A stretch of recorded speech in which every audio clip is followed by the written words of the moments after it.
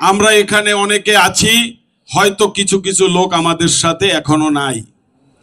আমরা আশা করব তারাও খুব তাড়াতাড়ি আমাদের মাঝে ফিরে আসবে এবং আমরা যারা আগে আসছি তারা আসলে তাদেরকে আমরা জায়গা দিয়ে আমরা প্রয়োজনে পিছিয়ে বসবো।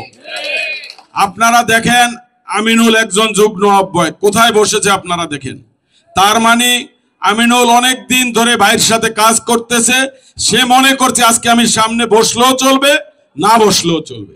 এভাবে আমাদের প্রত্যেকটা লোকের ভাবলেই এস এম জাহাঙ্গীর সাহেবকে সত্যিকারে পাশ করিয়ে সকলের মনের মণিকোঠায় স্থান দিতে পারবেন আপনারা সবাই।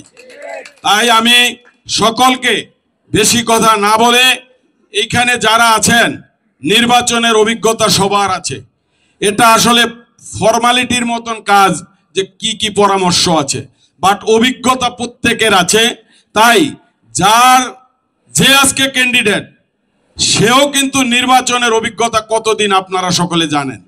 তাই আমরা আশা করব সিনিয়র নেতৃবৃন্দরাই আমাদেরকে দিক নির্দেশনা দিবে, সেইভাবেই আমরা আগামী দিনে ধানের শীষকে বিজয় করার জন্য কাজ করব। দক্ষিণখান থানা বিএনপির পক্ষ থেকে সকলকে ধন্যবাদ জানিয়ে আমি আমার সংক্ষিপ্ত কথা এখানে শেষ করলাম। আসসালামু আলাইকুম। আপনার নিচে